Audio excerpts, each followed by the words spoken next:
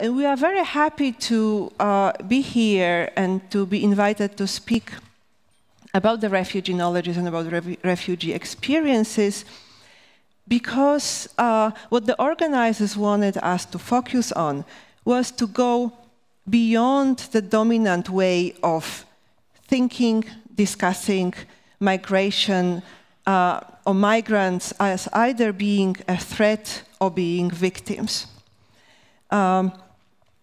And the organizers ask us to reflect on these experiences and the knowledges that can be gained from being a refugee and living without a nation of one's own.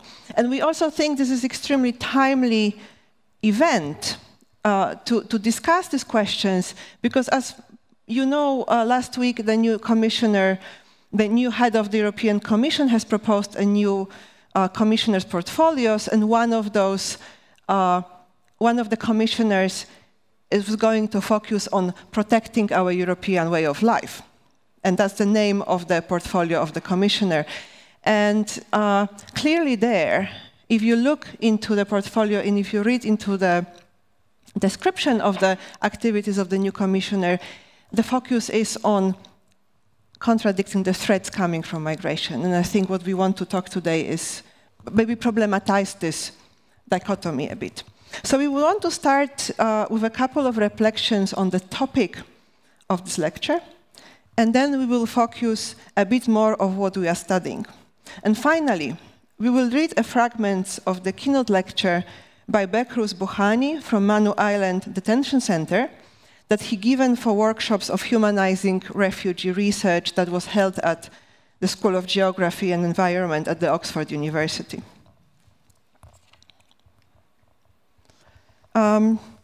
I wanted to start with a quote. And the quote is from the article focusing on conceptualizing forced migration.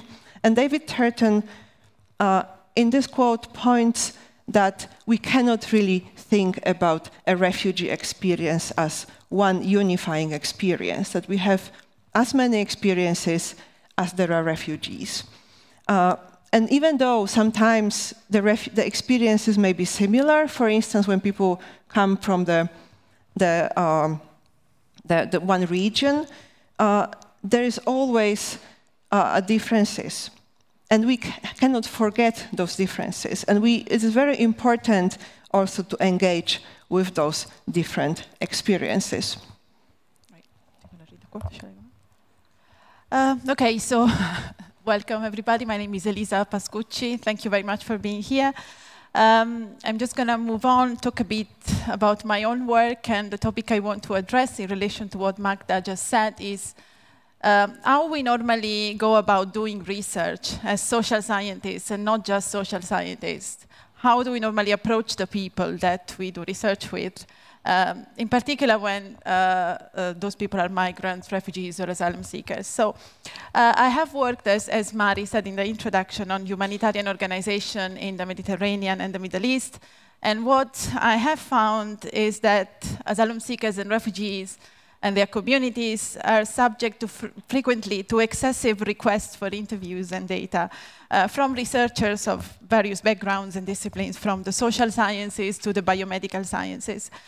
So we academics often engage in what some colleagues have called extractive parachute research. So we fly in from far away, we stay there for a few days, we get what we need, what we want for people who are often living in conditions of poverty, displacement, and lack of rights, and then we leave. And then we write our papers in the comfort of our offices. So myself and others have referred to this phenomenon as over-research, and we have tried to understand its causes and the effects it has on the people that we conceptualize as the researched, right? Or we approach as the researched, which can be quite detrimental effects, in fact. And in recent years, however, approaches that question these piratic practices of research have gained prominence. And scientific research on migrants and refugees is now rightly understood as embedded in power relations that are determined by colonial history. And there are growing calls for decolonizing the way in which we conduct research. So why do we treat lives as sources of data? Do you really have the right? Can we really treat lives as sources of data? So how can social scientists and scientists in general assume unproblematically that they are those who produce knowledge while the others are there as object to be, from which to extract knowledge? And this is a particularly relevant question, I think, since we are living in an era of big data, where a number of questions of the ethics of research become increasingly more problematic. And it's interesting, I think, as you can see there on the slides, that this discussion has had echoes also in the relations between refugee groups and the national and international organizations that are in charge of providing assistance and protecting their rights. Such as the United Nations High Commissioner for Refugees. So in 2017, the Refugee Council of Australia adopted the slogan, "Nothing about us without us," to highlight the need for inclusive approaches and meaningful representation of migrants and refugees in the policies that affect them. Of course, this slogan, this motto, has a long history. It has been most prominently used in the context of research and activism around disability and disability rights, particularly in North America. And nowadays, it is nonetheless adopted and used by many migrant groups. The Australian Organization of Asylum Seekers and Refugees, RISE, says, for example, among the rules that the guidelines that they give to researchers and artists that approach them, do not reduce us to an issue. We are people, not issues. So we want to introduce you a bit to the work of our center. So at the Center of Excellence called Eurostory, we work in the context of the Sub-Project 3, which is titled Migration and the Narratives of Europe as an Area of Freedom, Security, and Justice. So what we try to do in our center is to adopt a critical approach towards characterizations of Europe and the EU as an area of freedom, security, and justice. And we believe that the engagement with migrants and refugees that we have outlined above, so being kind of critical of that kind of engagement, helps us to do, to undertake this kind of endeavor. So we believe that such narratives of Europe as an area of freedom, security, and justice, conceal inequalities that are shaped by racialization, colonial relations, gender, and class. And we choose to work, to engage with and work alongside the subject that are most directly affected by these power relations. And many of our researchers do so by employing ethnographic research methods, which means basically spending a significant amount of time and having in-depth conversations and enduring relations with the people they work with. And I'll say more about ethnography in a minute. We also want to implement those principles of research that Elisa just told you about into what we are doing. And for that reason, one of our endeavors right now is to create a knowledge together with scholars, researchers, and activists with refugee and migrant background. So instead of giving the voice, we want to co-author our publications with people we are discussing and engaging with. And I'm going to tell you a bit about the concrete example in a second. We also are committed to creating an inclusive and supporting academic environment. And for that reason, we also involved in providing spaces for research to scholars at risk. We are right now in the process of planning to provide a space in our Eurostory project to a refugee scholar or scholars at risk. And while doing my own research, while conducting interviews with refugee scholars, I've been asking them what they consider to be the most beneficial way to provide this kind of spaces. What type of contracts, what type of position would be the best in their situation, and we are planning to use those insights to then create this kind of positions. Okay, so just another short note on ethnography. We're going to read this quote very briefly. Ethnography's potential to link individual human experience with macro-level social, political, and economic structures can challenge both abstract, theoretical, and common media and political frameworks within within which refugees are understood. We thought this was a nice and quite accessible quote to understand a bit what are the methods that we use in our research. I understand the concept of ethnography, and just talking to people and spending time with them consistently over an extended period of time can be quite obscure to people that are not necessarily familiar with social sciences and qualitative social sciences in particular. But this is just a quite useful summary on what this methodology allows you to do. I can also tell a bit more about the project we are starting right now. It's a book project that focuses on refugee knowledges and the idea of Europe. And I cannot tell you much about the findings because we're starting to prepare the book right now, but I can tell you a bit more about the questions we want to ask. And as I mentioned already, the book is being prepared and is going to be co-authored with the refugee scholars that I've been talking to, that have been also publicly active in discussing the European academia, the way how knowledge is being produced at the European universities. And we are asking this question: what is really a refugee knowledge or refugee scholarship? And can the knowledge be produced only at the university? And what happened with those refugee scholars or academics who cannot find positions at the universities after they are forced to migrate or forced to leave their home countries? Who decides whose knowledge is going to be accepted as valid knowledge? So who is going to get the position or who is being allowed to write a book or publish a paper?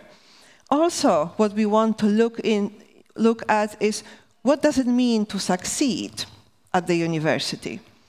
From the both historical research that we have been conducting, looking, for instance, at the refugee scholars and professors from Nazi Germany to the UK and the USA in 1930s and 1940s, and also through our interviews, we are looking at those people who haven't succeeded in developing their careers as refugees.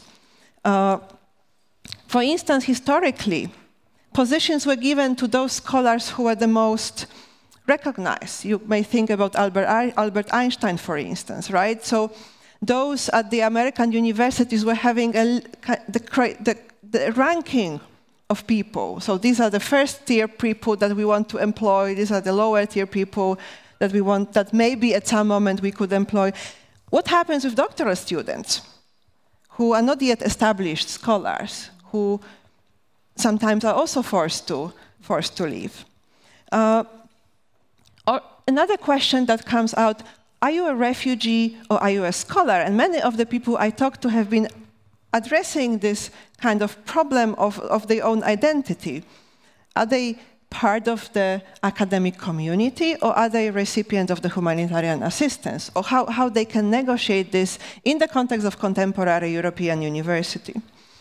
I wanted to give at this moment a quote which is from the interview with one of those German refugees professors who left in the 1930s, just before, a few months before he died in 2005. And he's been asked about his biographer, about his identity, and he said, and I quote, I now actually feel less like a traveler between two words than a traveler between all words. That is, I see myself less as a European or American and more as a resident of this planet, a planet that is becoming too small. I feel cosmopolitan more than limited to a particular cultural field or part of the earth. So we also would like to conclude to talk about another book, a book that we haven't authored and we are not writing. This book, but a book that we think nonetheless you should be looking out for and trying to read and try to find out as much as possible about the author. So Kurdish journalist, writer and academic Behruz Boshani, currently detained in an Australian offshore carceral facility for asylum seekers, is one of the most striking contemporary examples of refugee intellectual. His work addressed the topic of exile and rightlessness, and of a violently enforced border control regime, the Australian one, which bears nonetheless many resemblances to those at work in Europe. So the situation in which Bouchani is detained is actually very similar to the condition that a lot of people have to endure currently on Greek islands. Just to give you a few biographical details before we read some extra from one of his lectures, Bouchani was born in Iran in 1983. He holds a master's degree in political science and geography from Tarbiyat Modares University in Tehran. In Iran, he worked as a journalist. He faced persecution because of his work. He fled towards Indonesia first, and then he made 2 attempts to reach Australia via sea. During the second one, he risked his life. He survived, but he was detained upon arrival in an offshore detention facility in Papua New Guinea, which is nonetheless managed by the Australian government. And Bouchani's poetry book, No Friend But the Mountains, the book I was referring to, written on a mobile phone from within the prison he's detained at, and translated by Omid Tofigian, was awarded a number of very prestigious Australian and international literary prizes. And he writes for The Guardian and the Sydney Morning Herald, among other outlets, and he holds a number of honorary and visiting academic positions. And the last one awarded was by Birkbeck, the University of London. So Magda is going to read part of one of his lectures. Right now, I'm talking with you from a camp, which is one of the 3 new prison camps on Manu Island, Papua New Guinea. We are about 600 refugees that came to Australia by boat more than 5 years ago and were exiled to Manu Island. Originally, we were incarcerated in a prison on Manu, a prison where we were unable to move beyond the fences for 4.5 years. After 4.5 years, they closed this site and violently transferred us here to this prison camp 35 kilometers away. After years of working and publishing about this policy, what I understand is that the whole of this policy is established on colonial concepts, thinkings, and practices. Other important feature of this policy is that the system that has been and operates these prison camps is established to take away our identity. The system has humiliated us in such fundamentally and intimately inhuman way. Under the system, we are not called out by names, but rather called by a number given to us when we first arrived in Australian territory 5.5 years ago. Some people in the prison camps have forgotten the names and now respond only to these numbers. It is essential also to remember that the refugees on Manu and Nauru have committed no crime. The question that the refugees always ask themselves over and over, years and years, is, why are we in prison for years? When a prisoner asks these questions for himself, he feels so much pressure. It is really hard to live in a prison like this when you are innocent. The heavy feeling of being innocent is added to the rest of the painful feeling. The people here who have been subjected to this mental pressure, they often experience torture in their own countries and have felt death in the nearest possible way in the ocean. And I really encourage you all to listen to this keynote speech. You can find it on YouTube. It's around 20 minutes long. We couldn't play it on here, but I think that's one of the examples of refugee knowledge that we want to engage with. Thank you very much. Thank you very much.